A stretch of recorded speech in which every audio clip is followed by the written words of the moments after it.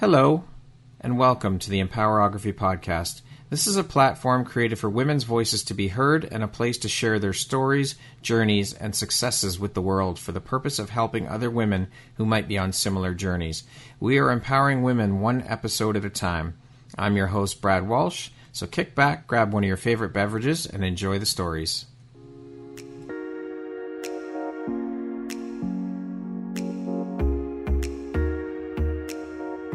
If you're looking for jewelry that makes an impact on your self-care routine and your style, Empowerography would like to offer you a discount code to one of our exclusive partners, Quartz and Canary Jewelry and Wellness Company. Use code EMPOWER15 to receive 15% off upon checkout at www.quartzandcanary.com. Quartz and Canary is truly the place where spirituality meets style. Hello there, Brad Walsh here, your host of the Empowerography Podcast. Today, my guest is Shayna Melissa Stockman. She is an RN, an NP, and a best-selling author. How are you doing today, Shayna? Hey, I'm doing great. How about yourself? I'm doing awesome. Thank you so much for taking the time to be here today and share a little bit about your story and your journey with us. I appreciate you taking the time to be here today, and I appreciate you. I appreciate you, and thanks for having me. I love your podcast. It is my pleasure and my honor. So let's jump right in. I'm anxious to get started here. So as mentioned, you are an RN. You are an NP who is nationally board certified with dual licenses as both an adult and child health NP and an author, a best-selling author.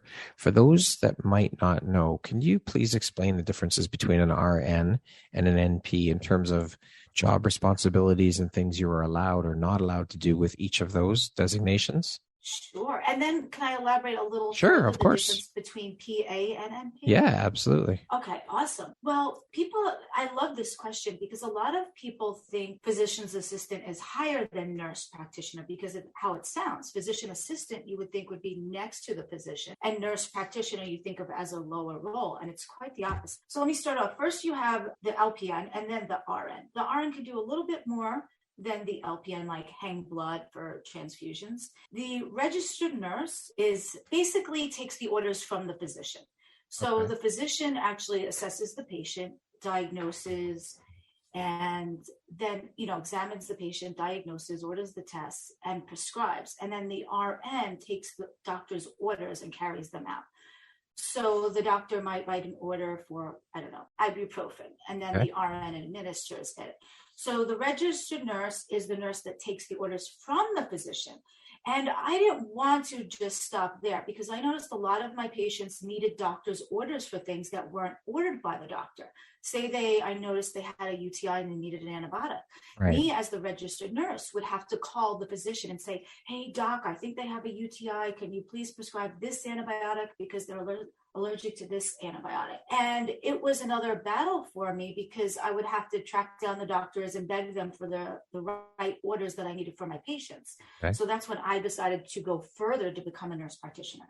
Okay. So the difference is the RN takes the doctor's orders and carries them out and administers the medications.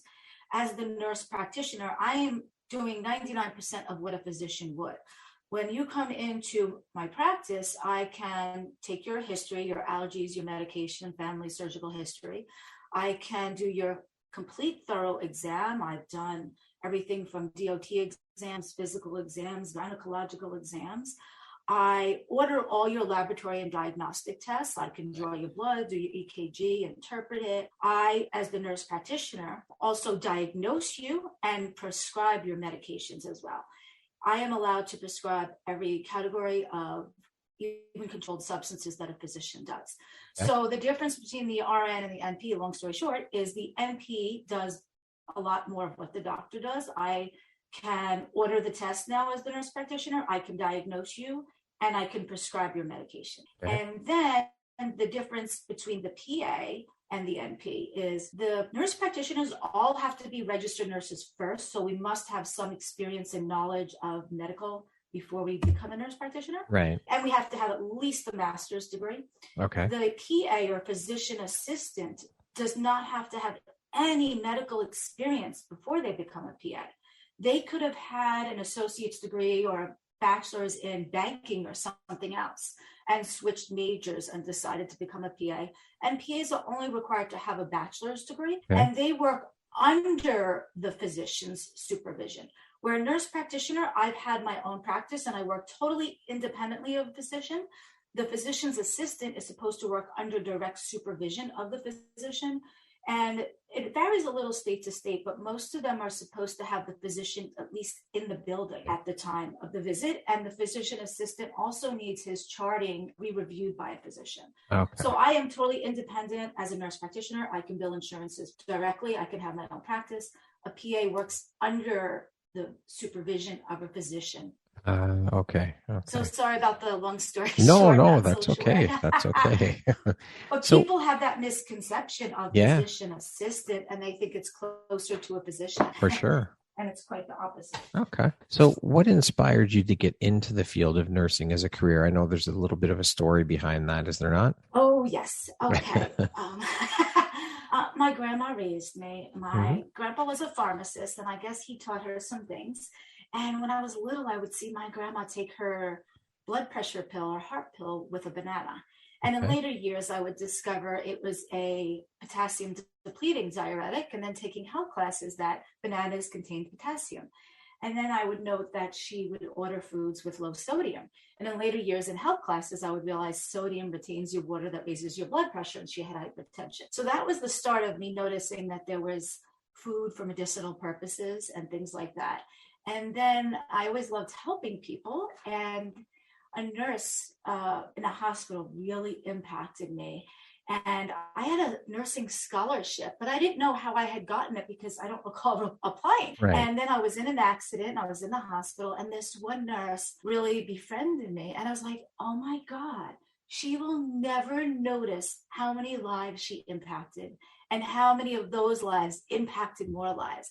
And she likes helping people. I like helping people. Whoa, maybe this is my calling. Maybe this accident and this scholarship happened for a reason. I want to be a nurse.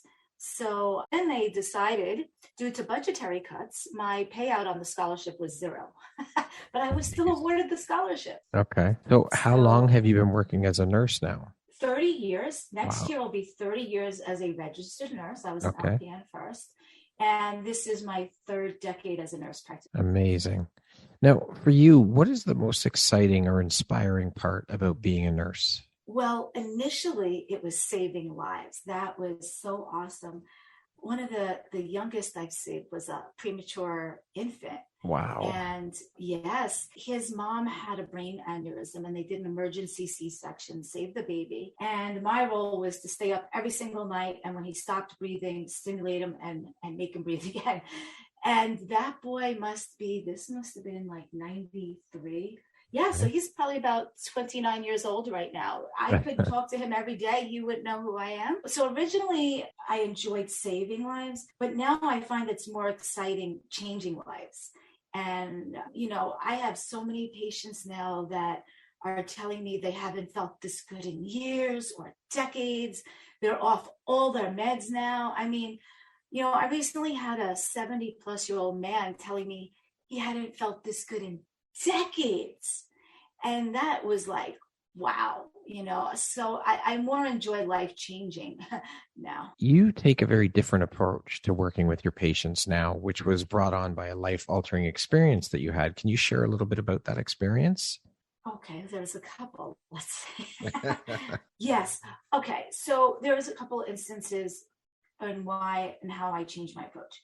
For one, when I started taking care of my grandma in later years and she stopped walking, basically the doctors left her helpless and hopeless. And I was like, whoa, no, I'm going to get her walking. And I did. And eventually with no assistance, no cane, nothing.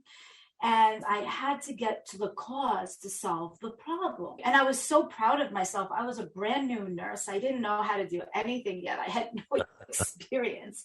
And I was like, wow. So we have to get to the cause to solve the problem. And mindset is a big piece of it. Right. She had asked me, you'll ever think I'll walk again? And if I had said no, she wouldn't have tried, and she probably wouldn't have. And I think, a lot of physicians give up on older people. And so mindset's a big part. And then in later years, I myself was in full-blown heart failure. And, you go to the specialist and you would think they would know best. I mean, They have one body part to know.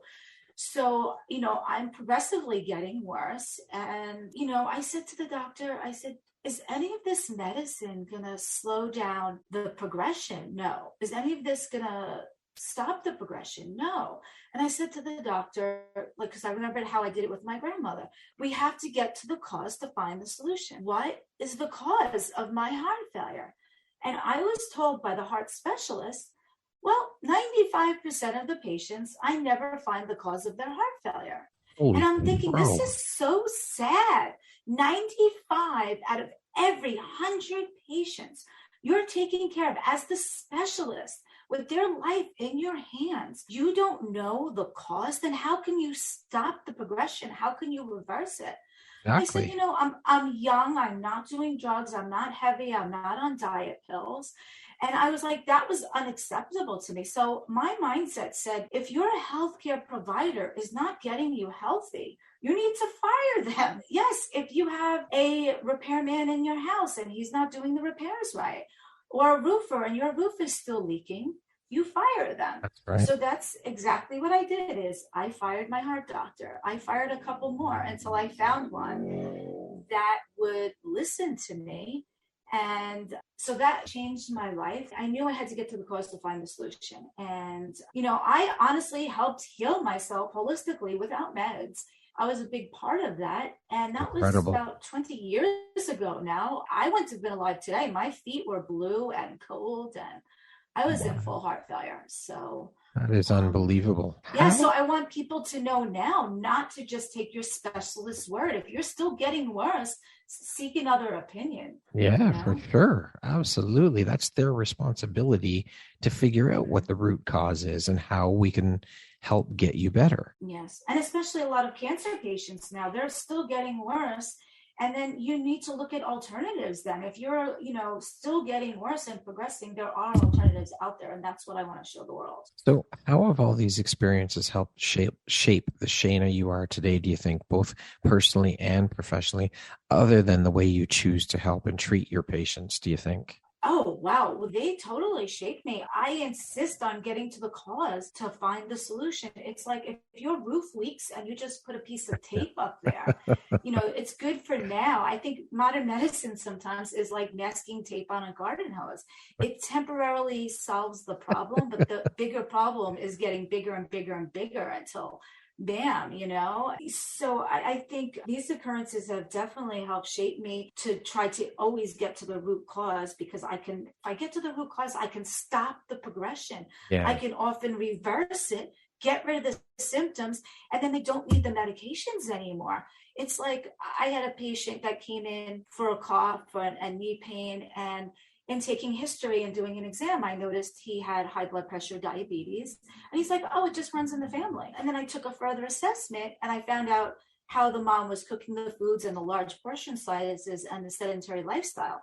And once I empowered him to know it was the way he was taught to cook and eat and sedentary lifestyle that led to the obesity and that caused the hypertension and diabetes, I empowered him to realize he's not just stuck with his genetics. I helped him drop over 100 pounds. Wow. His diabetes went away, his hypertension went away, and his knee pains didn't bother him anymore. That's incredible. We have to get to the root cause. In modern medicine, they don't do that. It's simple algorithms. And, It's crazy when I see commercials for all of these medications that are popping up on the market. The insane amount of side effects that come along with all these medications. It's scary as shit reading these things and hearing, oh, death could be a side effect, or heart failure could be a side effect, or this or that.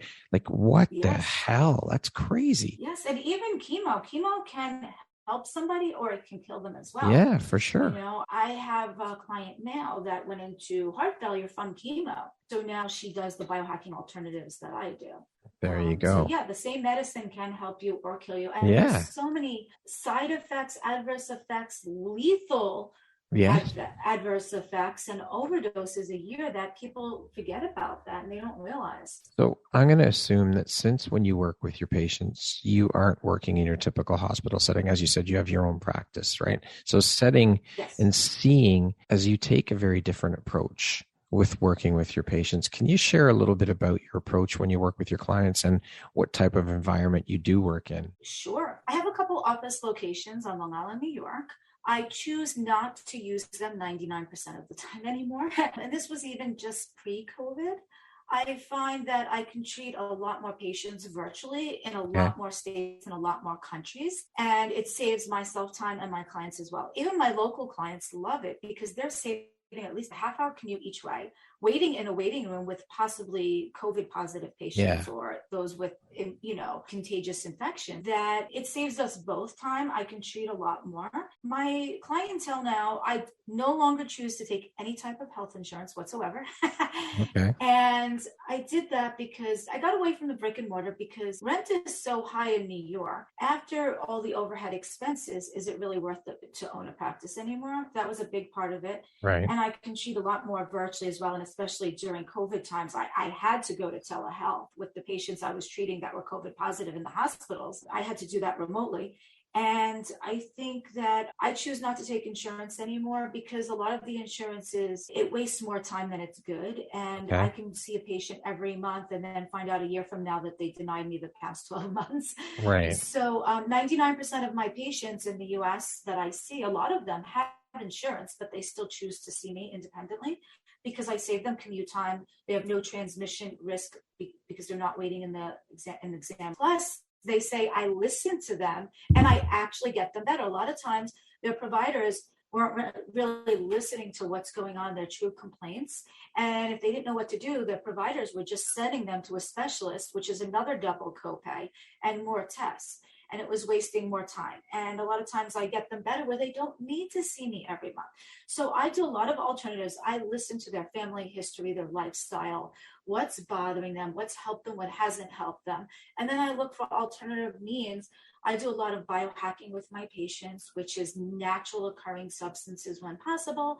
I integrate in medications if needed. So I'm not against medications. I can use them both synergistically. I find a lot of my clients now are starting to see the benefits of natural occurring substances.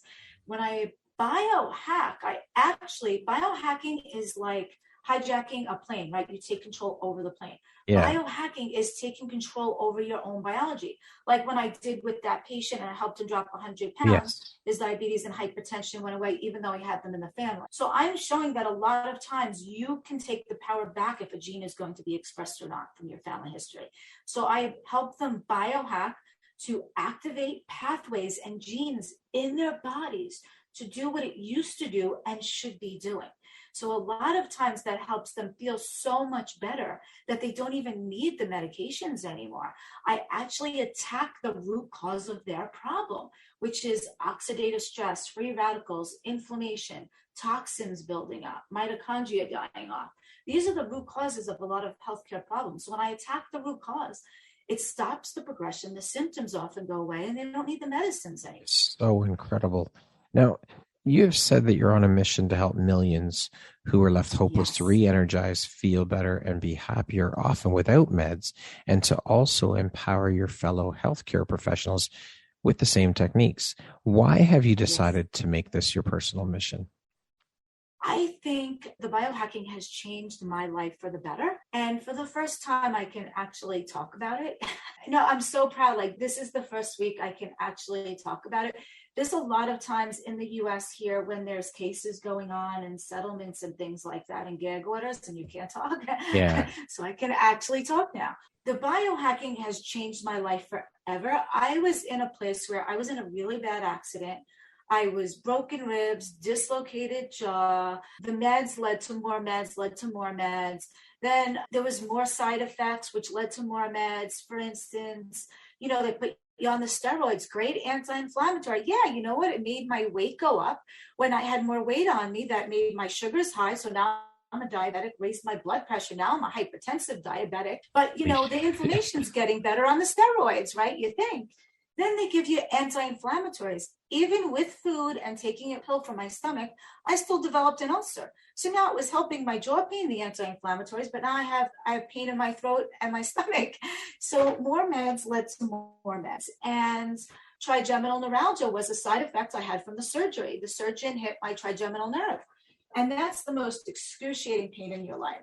The doctors were here's some oxy. I know my patients, patients tend to get hooked on that. With narcotics, you build a tolerance. You need more and more and more to get the same results.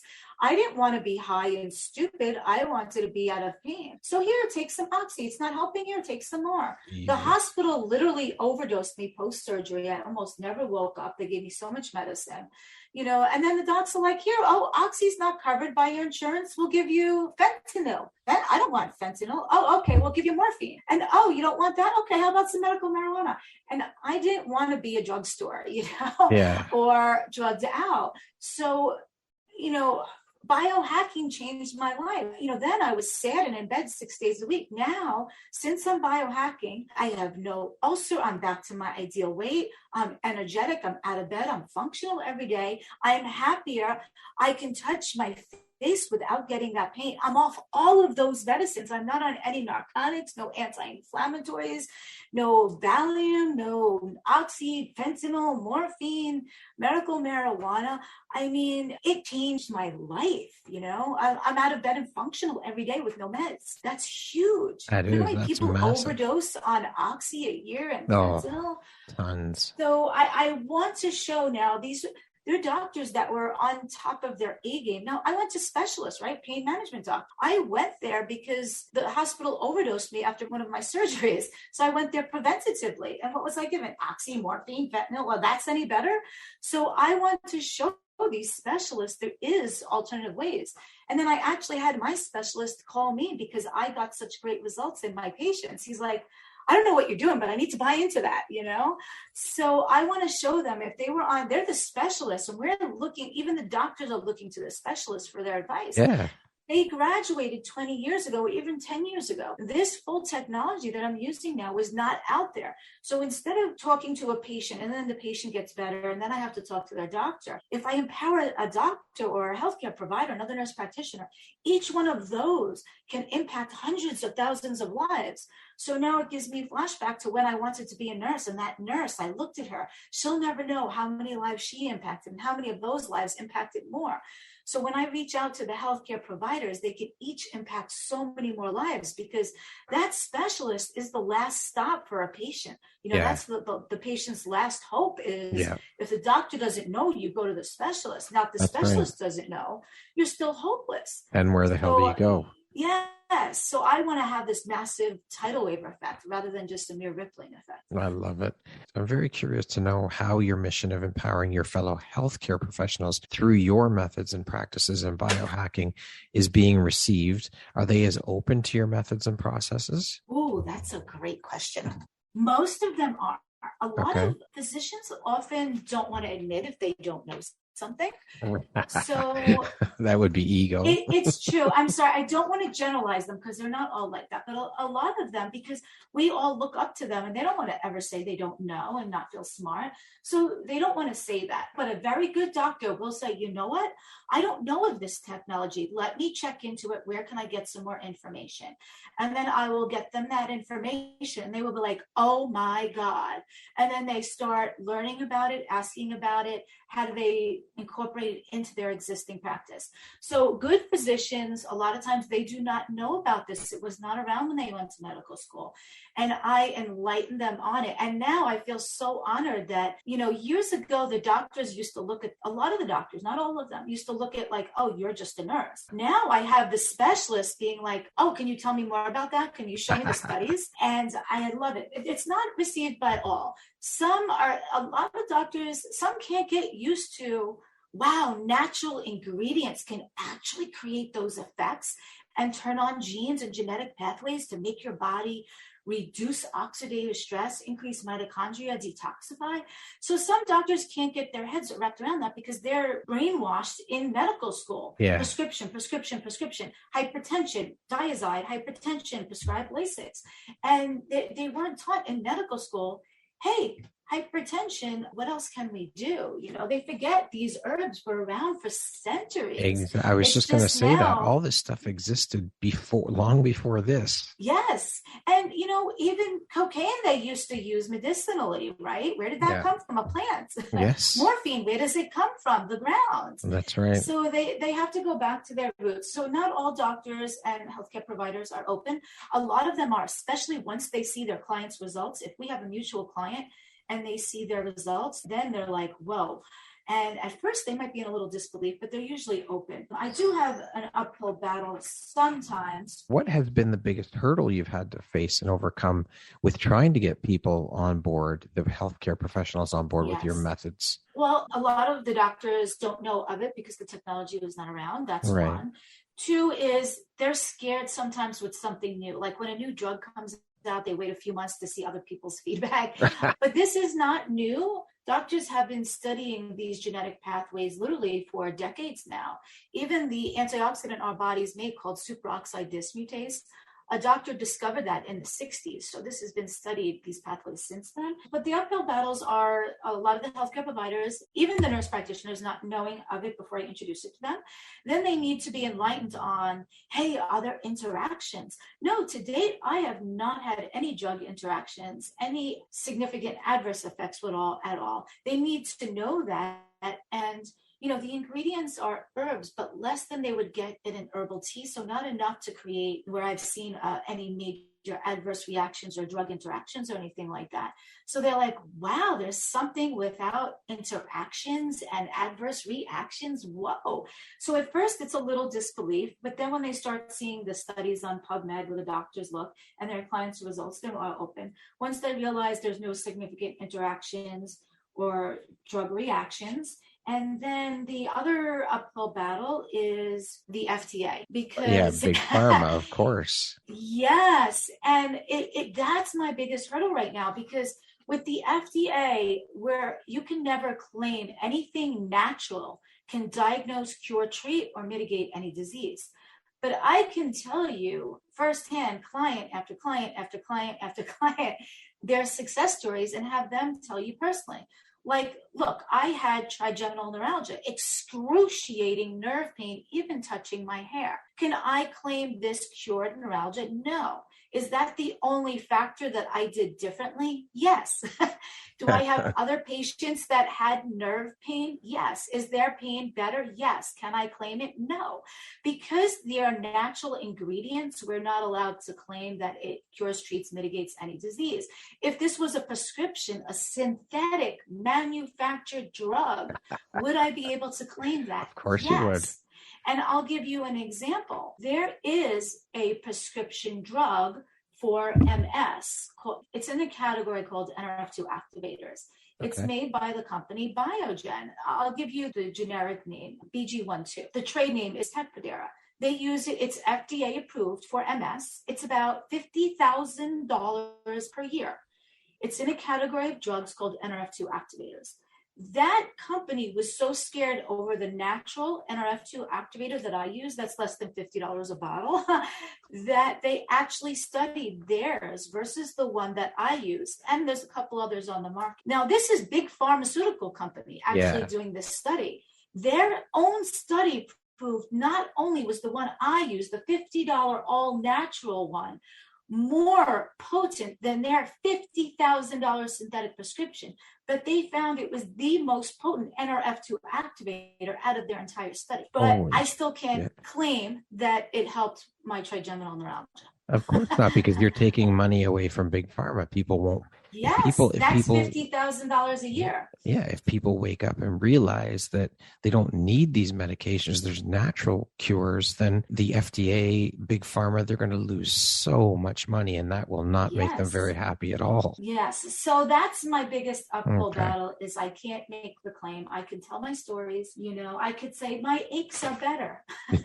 There you go. I can't, yes, exactly. That's incredible. That's an uphill battle that, but I think people are first starting to realize that if you look at it now, vaccinations, the definition of a vaccination used to be to prevent transmission and infectivity of others. Right. They actually had to change the definition of vaccination since COVID because it was not proven to reduce infectivity or lower transmission, but it's still called a vaccination. Yeah. They changed the definition to match what it does now. Wow. So I don't understand how they can still give you a shot, not having studies to prove it lowers infectivity or transmission rate to others, but yet still call it a vaccine. But I can't claim that my trigeminal neuralgia pain is better.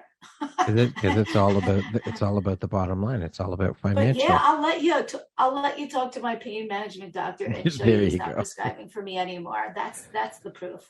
There you go. Now, I want to shift gears a little bit, Shayna. You, as mentioned, you're a #1 international best-selling author. How did your journey into that world, being an author and writing, start for you? Oh, okay. This is a great question. And it was a couple of years ago. I was a volunteer medical director for a couple of nonprofits. One of the nonprofits, Time to Play, was awesome. They asked me the founder asked me to do a chapter in a book. I graciously declined because I just didn't have time in my busy lifestyle. And years later, I was mentioned in another book. Then a celebrity asked me to do a chapter in her book. And I was like, oh, wow, this is going to be great. Her publisher reached out to me, loved my book idea, said, well, I want to publish your book. And I was like, oh. So then I asked that celebrity to do a chapter in my book. She said, okay. Anyway, long story short, I wanted to go with quality publishing. So I fired the publisher and a couple more. And after like 4 that claim to know what they're doing, I kind of helped self-publish. So I'm a certified dream builder as well. And I had a dream builder group that with all these different countries on it, at least once a month we would meet. And a lot of them also wanted to be aspiring authors. So I said, whoa, we can each just write 1 chapter. Instead of spending our entire life savings writing a book or our entire life writing a book, we can each write 1 chapter and we can each co-promote it in all these different states and countries and drive it to #1. So that's exactly what we did. I had it professionally edited. I put so much blood, sweat, and tears to that. I read every word of every page several times. I made sure the right things were italics, bold, centered. I gave everyone pictures in the book, 1 to 2 page bio with their headshot, all their links to their social medias, their websites. I even made in the electronic version every link clickable. So Brad, if they went to say you had a chapter and they went to your bio after and like, I love Brad. What does he do? I want to do photography with Brad. They would just click your website. It would go right to your website. They can go right and check out, buy some. So together, I like to everyone uplift the other. And if you look at the cover, it's a mountain. We're all climbing up the mountain. We're all reaching a hand down to uplift the next person. That's it, right and we're there. at the top together, raising our hands, celebrating. And that's what my book was about. Everybody uplifting everybody. There should be no competition. I'll help other publishers. I'll help other authors. I'll help other nurse practitioners, other providers. People look at each other as competition, but they should not. If I help uplift you, when you get higher than me, I'd hope you uplift me. And that's how I want to do it. And that's exactly what we did. And that book took my business to a whole new level because now I'm known in other states and other countries and other continents for being the biohack NP. And it's truly turned me into the world wellness expert where I have biohacking clients now in other states, countries, and continents. And it's helped some of the other authors really increase their audience, their visibility, to a whole new level. Everything. Yeah, that's incredible. Their visibility, their confidence. Yes. And congratulations on your book as well. That's going to help your co-authors take it to a whole new level. The book themselves might not be the moneymaker. It's, I found this. I have 5 college degrees, 4 nursing and medical licenses, but people were more impressed that I was an author. And even more so published author and bestseller, and then #1 international published author. So that is better accolade than a lot of college degrees. And it's sad that I can save lives with all my college degrees and education, but they're like, oh my God, you're an author. And that seems to be a bigger accolade. So kudos to you and all your authors that are going to be in there. It brings so much prestige and respect, and it's such a big accolade to put on your resume. It really is. It's a huge thing, and it carries a lot of weight and holds a lot of power. And also, I'll be working on another book after Sacred Redesign. Thank you, Adriana, for that. I'll plug her. Thank you, Adriana, for helping us with Sacred Redesign and Brad with his next book. After that, Sacred Redesign comes out, I'm currently working on another edition of Overcoming Life Obstacles. I think I will call it Overcoming Obstacles. Okay. a spinoff, because a lot of people ask me, like, can I still be in your book? Or, oh, let me know, I want to be in the next one. So it is open if people would like to be in the next edition, a next bestseller, where they share a little bit about a life obstacle, but more how they overcame it. The book is to help everybody thinks they're alone in their struggles. It's to help others realize you're not alone, to inspire you, motivate you. But also, when we have a problem, we try to figure it out. It can expedite the reader's journey, not only to overcome, but expedite their end destination, because there's people that are experts at overcoming that same obstacle, that have already been there, done that, and can not only help you overcome as the reader, but overcome at an expedited pace. And a lot of people want to share their stories and get it out to the world. And a book is the most beautiful way to do that. And a lot of my authors felt it to be cathartic and therapeutic. And, like my message I want out there, a lot of authors, a lot of aspiring writers need their message out to the world. They can help so many people, if they overcame addiction or death or dying or disability, it can help so many people. Like in my book, I had a doctor overcome ADD and dyslexia to become not only a doctor and a surgeon. So there's other people with ADHD that can be inspired, and those tips and tools can help them overcome. That's it. It gives people inspiration by reading other people's stories to realize that, hey, you know what? I'm not alone in this. If this person can do it, so can I. Yes. And they can make their message, instead of, they can use that struggle as an excuse why they're not doing anything in life, or they can use that as a stepping stone. I like to say, turn your obstacle upside down as a stepping stone and use that to elevate yourself and uplift others. I love it. And then when you get at the top, instead of saying yes, I want everyone to say OLO, because OLO is the double acronym I've created for the title of my book, Overcoming Life Obstacle, but also optimistically lifting others. There you go. And that's the important part, is putting your hand, as you mentioned, extending your hand down to help bring people up, or send the elevator back down to help either people up, because as a community, we thrive. Supporting one another is huge. And it just, you cannot lose with community. People spend the same amount of energy sometimes to knock a competitor or bash, and they're not as high as if they would just spend that energy uplifting that same person, who then can uplift them. So I would like more of the world to see less competition and more how we work together as authors, publishers, medical professionals, whatever it may be, and that the world doesn't have to hide and shame their disability or their special or their obstacle or their special abilities. That instead of hiding it, they can make it known to the world, like, yes, you know what? I have ADHD too, but you know what? It helped me do so much because I'm a hyper person. I accomplished so much more. So I'm not ashamed of it. I'm using it, back in the day, it would get me a little trouble being hyper. But now I'm just like an overachiever. Shayna, what do you think your unique skill set or superpower is that's helped you become successful? Oh, that's a good one. My hyperness, multitask. If I had to pick one, my perseverance and determination. I know you cannot fail if you do not quit. My grandmother, God bless her soul, she inspired me so much because she was brought up with every adversity. She was brought up poor, Jewish, when there's a lot of discrimination back then with Hitler. She grew up poor, Jewish, divorced parents, survived the last pandemic to graduate high school 2 years early, and then survive the Great Depression. So she totally inspired me to, I believe, if you just never, ever quit, you can't fail. So I would say it would have to be, if I had to pick one, perseverance. And speaking of success, how do you define that word? What does the word success mean to you?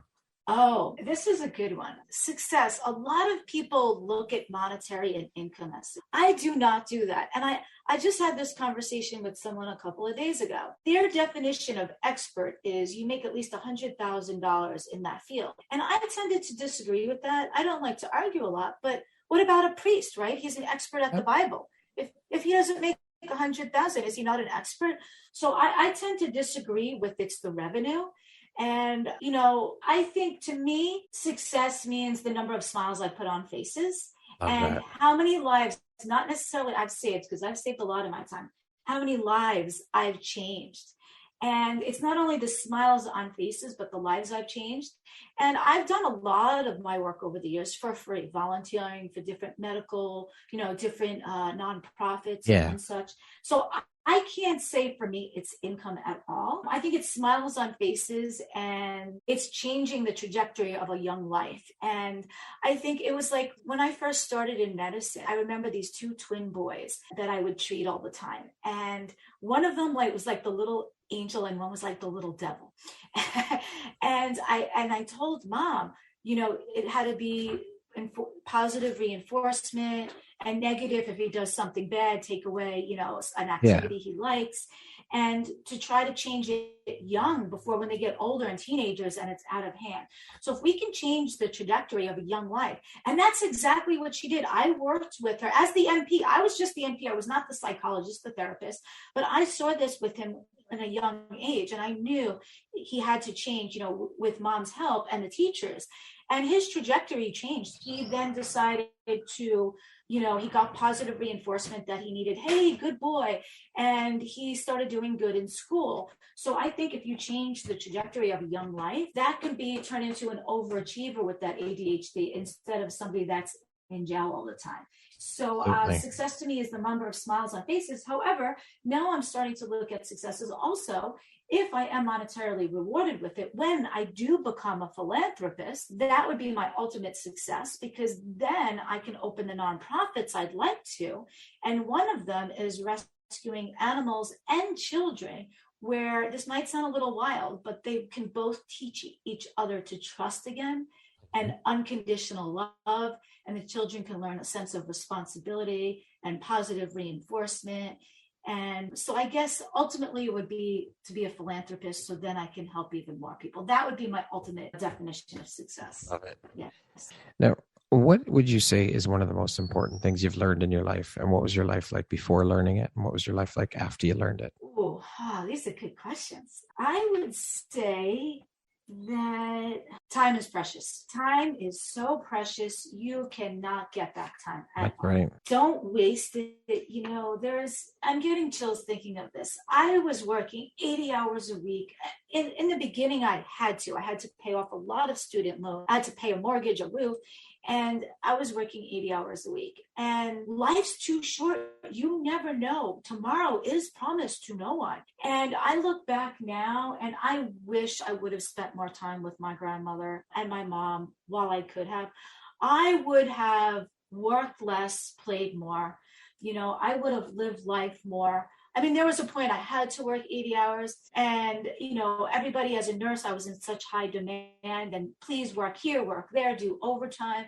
And because I was so experienced, they always wanted me to work. I knew how to do ventilators and dialysis. But I think the biggest take home I could tell someone is time is precious. Don't waste it. Spend it with your loved ones, because you don't know when it's going to be the last time you ever saw someone. I mean, once that time's gone, you can't get it back. Time is the most valuable commodity on earth, 100%. Yes, you can't buy time. You can buy pretty much anything else, but time is priceless. That's right. Yeah, I think that's the only thing in life, one of the few things you can't buy. Yep, 100%. Shayna, what is your personal motto? I have a few, but I keep changing them and they evolve. One of them is I would rather be proactive than reactive. Like I would rather teach a young person to wear their bike helmet than treat their head trauma later. Yeah. And I've been promoting bike helmet safety and seatbelt safety since the 90s, before everyone was big and jumping on board. I would rather, one of my big ones is I'd rather prevent your disorder today than treat your disorder tomorrow. If I can help you prevent a disease or a disorder, it's so much easier. If I can tell you to lose the weight, keep your blood pressure good, your cholesterol low, rather than your arteries get clogged and see you with a triple bypass, I would rather try to prevent it today than treat it tomorrow. So I would rather prevent your disorder today than treat your disorder tomorrow. And I like to say, be well, biohack, and OLO. What does the word empowerment mean to you? Okay, empower. I would like to use the word power in the definition, but I don't think we're supposed to do that. Empower someone is to give them control, give them the power. Like when I empowered my patient with 100 plus pounds to lose the weight to show him he didn't have to be a diabetic and hypertensive, I gave him control to do so. I gave him the power. I gave him the reins. I want to empower fellow healthcare providers to help thousands biohack, to re-energize and feel better and be happier without meds. I want to give them control. And I guess it would be give them power, give them control, give them the capability to do something, to give the power to the doctors to help their clients over biohack and get healthier and feel better and do more and be happier. So I guess it would be to give them control. Who in your life has had the biggest impact on you and why? Ooh, my grandma, definitely. Like I said, she grew up poor Jewish, divorced parents through the past pandemic and survived the Great Depression to also graduate high school 2 years early. So she showed me you can overcome anything. You never use an excuse. She could have used so many excuses. Yeah. You don't use an excuse. You find a way. You find a will, a way. You persevere. You never, ever, ever quit. And you can't lose if you don't quit. And, I want to pass that on to so many more people, especially the healthcare pros with the biohacking. Yeah. That, these patients, especially cancer stage 4 patients, they're left totally helpless and hopeless. And they're, listening to their doctors. And can I elaborate for a sec? Yeah. Okay. So I have had, say, a couple of my cancer patients, they think you go to the specialist knows what's best for you. They don't necessarily know about the biohacking. So I've had one of my patients, for instance, she had stage 4 metastatic breast cancer. She was told to go into hospice to die. And she, of course, was like me and was like, whoa, there's got to be alternatives out there. So she reconnected with me. I was biohacking and I showed her how. And even with her chemo, her tumors were still getting bigger. Since biohacking, her tumors were shrinking. She went into partial remission, then absolutely full remission from stage 4 metastatic cancer. Can I make that claim? No. Is it the only thing she did differently? Yes. And, I've had another patient where chemo almost killed her, threw her into heart failure. So she's looking at the biohacking as an alternative to her. And I want to empower all the healthcare providers, especially specialists, because that's the patient's last stop, that there's an alternative. They can use this in conjunction with chemo or instead of for the patients can't tolerate it. I have another cancer survivor that was going to the cancer center, and she did the biohacking during the chemo treatments. And it was amazing. In her 70s or 80s, she was able to tolerate every single chemo treatment without having any adverse effects except for losing her hair, which is amazing because of the biohacking. And also, a lot of times during chemo, your red cells, white cells, your platelets drop and your side effects are so bad you have to stop chemo altogether or temporarily. She didn't have to stop any of her chemo because of the biohacking. It seemed that all her numbers were good the whole time and she didn't get any adverse effects she couldn't tolerate. So a lot of times it seems to make them tolerate the chemo better where they can finish the treatments. So a lot of patients use it in conjunction with traditional medicine. Okay. So I want doctors to know, I don't want to be a threat, and I'm not saying to use this instead of, but for those that can't tolerate traditional medicines or choose not to, it's a good alternative. Or that those that want better results, synergistic results, they can use it in addition to. Why not get better results, right?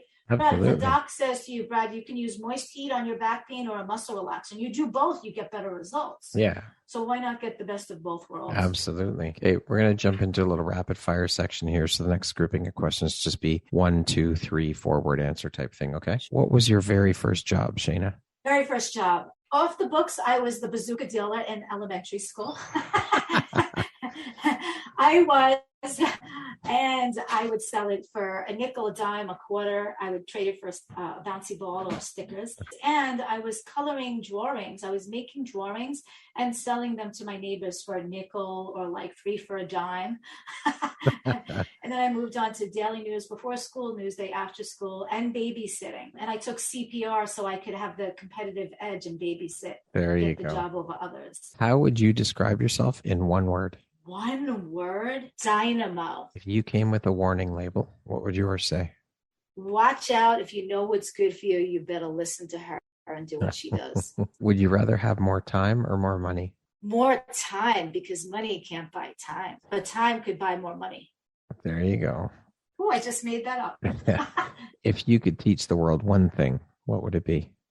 Uplift everyone. Just be happy and uplift everyone. One thing you want but cannot buy with money. My grandma back. If you could change one thing about the world, what would you change? Get rid of hatred and competition. That concludes our rapid fire section. Now back to our regularly scheduled program. What is your way of showing up for yourself every single day? Ooh, like my regime? Yeah. Oh, okay, great. I wake up, I'm like, oh no, I should have gotten up sooner. Then I'm like, I thank God that I'm alive. Like, people need to give more thanks for just being alive and breathing and waking up. So I'm in gratitude every morning that I wake up. Then I hop out of bed and I take my activators and I swallow it with my energizing drink. And I take my prebiotic, my energizing drink. So I mix it with collagen, prebiotic, probiotic, my immune support, drink it with my activators, my fat burner, my omegas. And I wash my face with the activators, hop in the shower with the activators, wash my hair with the activators because they're topical also. Then I look at my schedule because I have my to-do list done from the day before, what's to do. And then I prioritize and I try to bang out the first most important thing that must be done for the day by a certain time. That's a busy regime, that's for sure. What is an unexpected blessing or occurrence in your life that you're grateful for? An unexpected blessing, I guess, would be my heart failure and my accident, because that taught me the potency of the biohacking. Incredible. What is your why, Shayna? Well, I just want everyone to be happy and laugh more, dance more, smile more, work less, enjoy life. But my why would be, I want to empower thousands of healthcare providers to biohack themselves and help millions more biohack so that we can all re-energize, feel better, be happier, often without med, while it allows the healthcare providers to leverage a recurring income stream so that they can totally live life and be happy, because time is so precious. If you had the opportunity to sit down and have a 1-hour conversation with one woman, any woman in the world, who would it be and why? Oh, I would think of different women like Mother Teresa and Florence Nightingale, one of the first nurses. And I would think about Oprah, but I think if it would have to be just one woman, it would be my grandma. My why would be because time was so precious. I wish I would have listened to more of those grandma stories where the snow got deeper, the miles to school got longer. And, she was just, my why would be she survived so much. She is the wisest person I know in the entire world. There's so much more I could have learned from her if I had only made more time for her and worked less. What does the best version of you look like when you close your eyes and imagine it? The best version of me, or my futuristic version of me, I'm pretty slender and in shape. Even a little more of the six-pack back, a little more defined, but it would be that millions of healthcare providers are listening to my words. It's nice now when I'm starting to get quoted and repeated, like on Facebook, I'll see a quote with my name after it. So it would be nice to travel the world to different states, different countries, up on that stage with thousands of healthcare providers listening to how I help biohack and how they can learn biohacking to empower themselves. Because a lot of healthcare providers, they don't take care of themselves. We always say, put on that oxygen mask first. I want to show them that they can biohack to get healthier themselves so that they can treat more patients with biohacking. So the best version of myself is a few years from now, up on that stage, touring different states, different countries, thousands of people in the audience and virtually, healthcare professionals listening to how to biohack the best way for them, their clients, so that they can all re-energize, feel better, be happier without meds. But also the healthcare providers will learn from me this leveraged income where they can treat more patients care for more patients with the biohacking with less time so that they can buy back time and have it with their precious loved ones while they still can, because they're having that leveraged income from biohacking. If you could go back and give your younger self one piece of advice, what would that piece of advice be? One piece of advice, God, time is so precious. I always put myself last. And I know we want to wrap up, but I'll tell you a quick little story. When I was younger, I would save all my pennies and nickels literally, and I finally had $7 in change, and I would watch the rich girl across the street every day get a Good Humor ice cream, and I could never afford it. Finally, one day, I decided to splurge and use my life savings to get one, and I ended up treating the entire neighborhood to ice cream that day because they all wanted it and didn't have money, and I didn't have enough for my own ice cream. So I would say it's important now to refill your own cup so that you can give more. And now I know the importance of that. We have to put on our own oxygen mask. We cannot pour from an empty cup. Marina Wari recently said that. We cannot pour from an empty cup. So self-care is so, so, so important. So please, everyone, those healthcare givers, those providers, take care of yourself so that you can give more and help more. So if I have a fuller cup, I can help more people.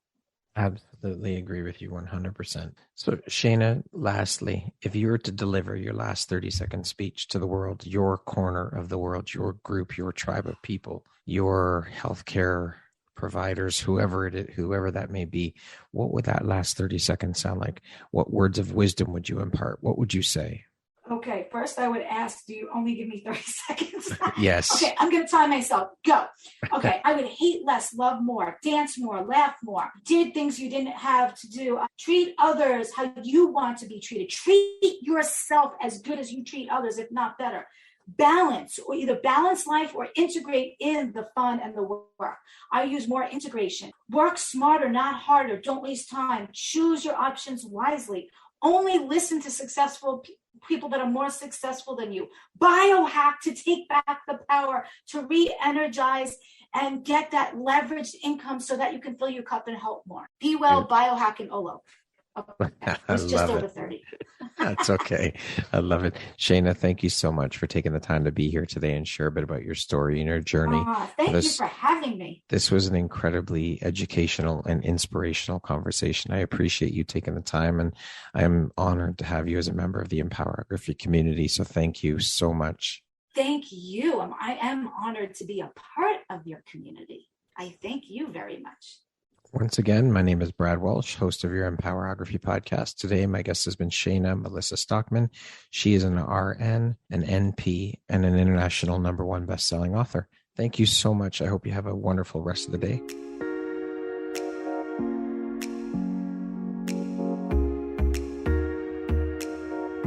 Thank you very much for listening to this podcast. If you haven't yet, please be sure to subscribe, rate, review, and share with all your friends. You can find me at visuphoria.ca and follow me on Instagram at Empowerography Podcast and on Facebook at Empowerography. Please join me next time for another inspirational story from yet another amazing woman.